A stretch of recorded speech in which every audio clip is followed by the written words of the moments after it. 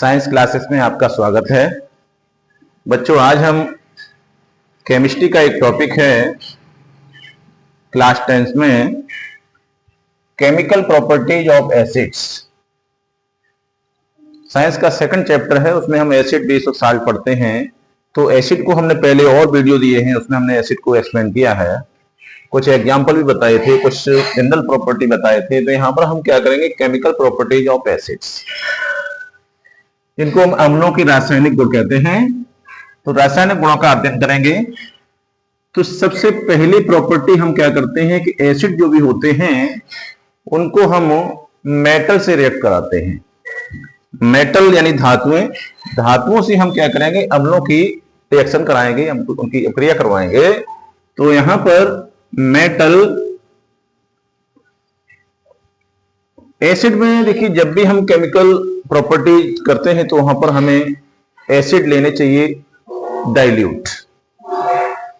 Dilute acid से ही हमें chemical properties का स्टडी करना चाहिए, क्योंकि जो कंसंट्रेटेड एसिड होते हैं वो बहुत रिएक्टिव होते हैं। उससे हमें जो है रिएक्शन कराते समय थोड़ा खतरनाक साबित होता है। तो इसलिए हमें जो भी स्टडी कर रहे हैं केमिकल प्रॉपर्टीज की, तो हमें एसिड लेने चाहिए डाइल्यूट।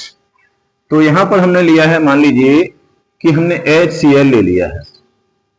HCl ले लो, यानी हाइड्रोक्लोरिक एसिड ले लो, सल्फ्यूरिक एसिड ले लो, नाइट्रिक एसिड ले लो, आप कोई सा एसिड लेकर के और उसकी रिएक्शन करा सकते हैं किसी मेटल से। तो मेटल से रिएक्शन कराएंगे तो मेटल में हमने मान लीजिए कि जिंक ले लिया। अब जिंक क्या कर रहा है कि जिंक हाइड्रोक्लोरिक एसिड से रिएक्शन कर रहा है। तो जिंक क्या है, जिंक एक मोर रिएक्टिव मेटल है और ये इससे रिएक्शन करेगा। ये नहीं है कि कोई सी मेटल हम ले लें और वो एसिड से रिएक्ट कर जाए, ऐसा नहीं है। मेटल भी कैसी होनी चाहिए, मोर रिएक्टिव होनी चाहिए।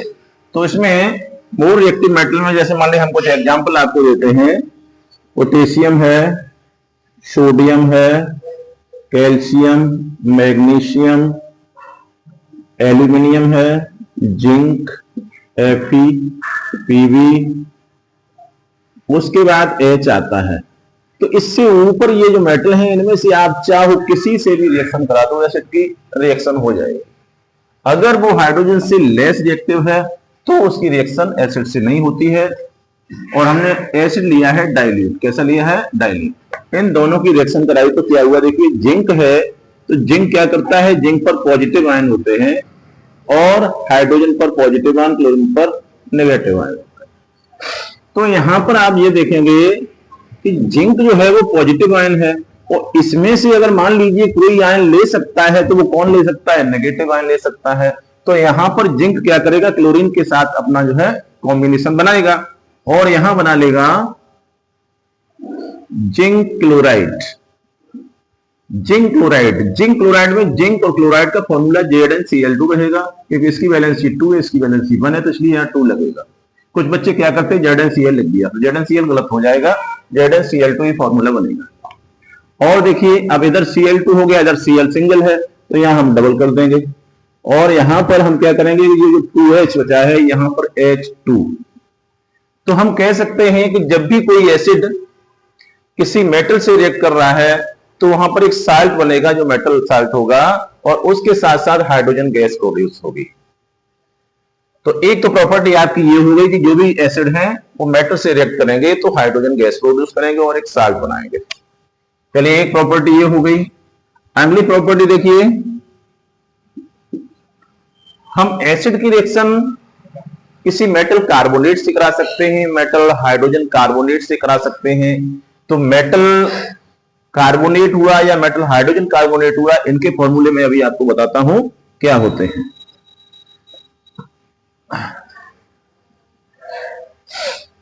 अब जैसे मान लीजिए कि मेटल कार्बोनेट की बात हो रही, तो मेटल का मतलब, जैसे मान लीजिए कि हमने ले लिया सोडियम। सोडियम क्या है, मेटल है। तो सोडियम मेटल है, तो सोडियम के साथ कार्बोनेट जुड़ जाए तो मेटल कार्बोनेट हो जाएगा। तो यहां पर Na2CO3, ये कार्बोनेट है, ये मेटल है, तो मेटल कार्बोनेट हो गया। इसकी वैलेंसी 2 होती है, इसकी वैलेंसी, ये फॉर्मूला Na2CO3 हो गया। और मेटल हाइड्रोजन कार्बोनेट की बात करूं तो NaHCO3, तो ये सोडियम कार्बोनेट है, ये सोडियम हाइड्रोजन कार्बोनेट है, तो potassium carbonate, potassium hydrogen carbonate, इस तरह से जो है और भी मेटल कार्बोनेट हो सकते हैं।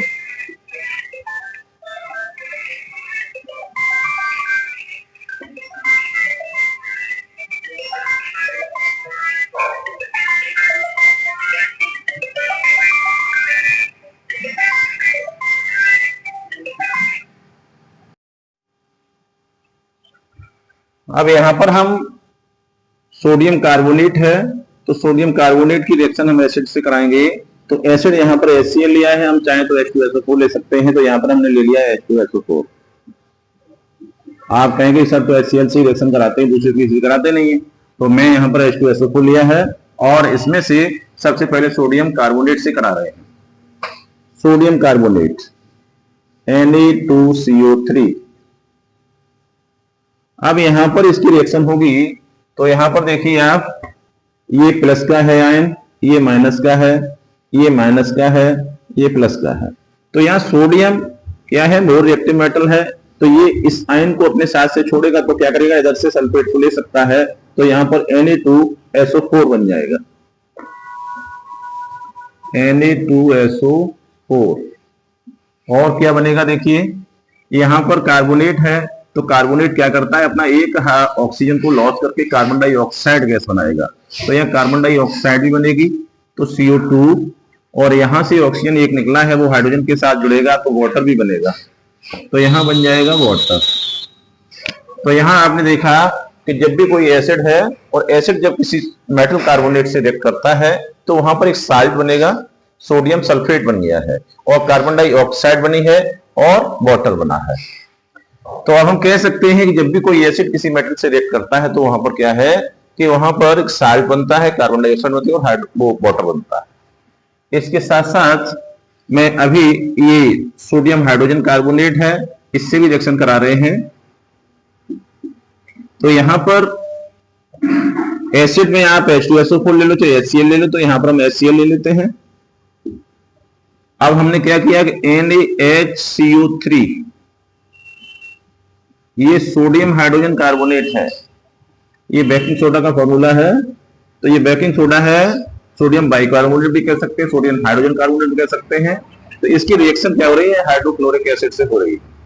तो यहां पर देखिए वही जो इसमें हुआ है वो उसमें होगा, देखिए सेम प्रोडक्ट मिलेंगे इसमें भी। देखो ये सोडियम है तो सोडियम Cl से रिएक्ट करेगा, तो सोडियम Cl से रिएक्ट करेगा तो NaCl बनाएगा, ये सोडियम क्लोराइड साल्ट बन गया। इसके साथ साथ कार्बन डाइऑक्साइड गैस प्रोड्यूस होगी, तो यहाँ CO2 बन गया। यहां से ऑक्सीजन एक निकलेगा, HA और HA, HH H2 हो गया, और वो इसमें से तो H2O। यहां भी क्या है, वही प्रोडक्ट बने हैं जो यहाँ पर बने थे।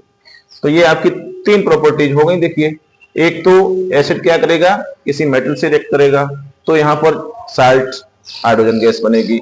जब एसिड किसी मेटल कार्बोनेट से रिएक्ट करेगा तो वहां पर साल्ट भी बनेगा, कार्बन डाइऑक्साइड बनेगी और वाटर भी बनेगा। और यहाँ पर जब एसिड लेंगे और यहाँ सोडियम हाइड्रोकार्बोनेट लेंगे तो ये आपका ये बनेगा। इसके बाद देखिए अगली प्रॉपर्टी है, एसिड की रिएक्शन हम किसी मेटल ऑक्साइड से करा सकते हैं। Metal oxide, metal plus oxide, तो मेटल यानी जैसे मान लीजिए कि सोडियम है, तो सोडियम का Na2O, सोडियम और ऑक्सीजन ये दोनों मिलकर के सोडियम ऑक्साइड हो गया, तो ये भी एक मेटल ऑक्साइड है। यहां पर कैल्शियम ऑक्साइड हो सकता है या MgO हो सकता है, तो ये सब क्या है, मेटल ऑक्साइड है।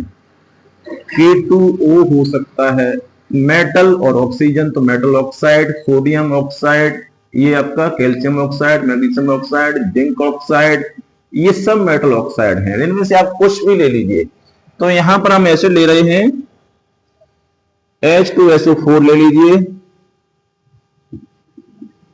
प्लस इसमें से कोई भी मेटल ऑक्साइड ले लो। मान लीजिए हमने CaO ले लिया, CaO ले लिया, कैल्शियम ऑक्साइड, तो इसमें क्या होगा कि ये इससे रिएक्ट करेगा, तो कैल्शियम मोर रिएक्टिव मेटल है, तो ये क्या करेगा, इसमें से सल्फेट के साथ रिएक्ट करेगा और कैल्शियम सल्फेट बनाएगा, तो यहां बन जाएगा कैल्शियम सल्फेट प्लस ये यहां H2O। अब क्या बचा है यहां पर H2O, तो यहां बन जाएगा H2O।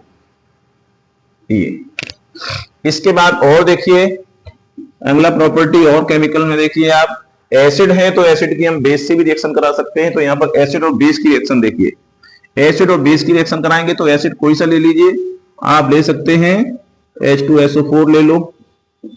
इसकी रिएक्शन हमें करानी है बेस से। बेस क्या होते हैं? बेस देखिए जिसके साथ OH आयन जुड़े होते हैं वो बेस होते हैं। तो बेस में हमने क्या कहा, जैसे मान ली NaOH है, QOH है, CaOH का होल ट्वाइस है, ये बेस है। तो इनमें से बेस में हम मान लो NaOH ले लेते हैं, तो NaOH हमने ले लिया। NaOH का हम जब रिएक्शन सल्फ्यूरिक एसिड से करा रहे हैं तो यहां पर देखिए Na सोडियम सल्फेट बनेगा। तो सोडियम सल्फेट बनेगा तो यहाँ Na2SO4 फॉर्मूला होता है उसका, Na2SO4 बना। अब Na2SO4 बनाए तो यहाँ डबल करो, डबल होने से हाइड्रोजन डबल हो गया, इधर हाइड्रोजन है तो हाइड्रोजन के 4 हो गए, ऑक्सीजन के 2 हैं तो यहाँ वाटर बन जाएगा, तो यहाँ हो गया 2H2O।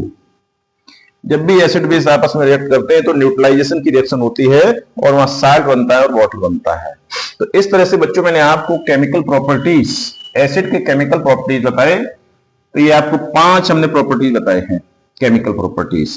इसके साथ साथ इसमें कंडक्टिविटी का भी प्रॉपर्टी चलता है। कंडक्टिविटी क्या है कि एसिड का जैसे कोई सॉल्यूशन है उसमें हम इलेक्ट्रिसिटी को प्रोवाइड कराएं तो इलेक्ट्रिसिटी पास हो जाती है, यानी एसिड जो होते हैं इलेक्ट्रिसिटी को कंडक्ट करते हैं, ये भी एक इसको प्रॉपर्टी है। इसके साथ साथ कोरोसिव नेचर है। तो कोरोसिव नेचर में क्या है कि एसिड जो होते हैं वो जब भी, जैसे मान लीजिए कि हमारे कपड़ों पे गिर जाए तो कपड़ों को जला देंगे, कागज पे गिर गया कागज जल जाएगा, फर्श पे गिर गया फर्श खराब हो जाएगा। तो इस तरह से ये क्या है कि एसिड के अंदर कोरोसिव नेचर होता है। तो इस तरह से ये केमिकल प्रॉपर्टीज ऑफ एसिड। आपको हमारा वीडियो कैसा लगा कमेंट करके बताएं, और हमारे चैनल को अगर आपने सब्सक्राइब नहीं किया है तो जरूर कर लें। Thank you.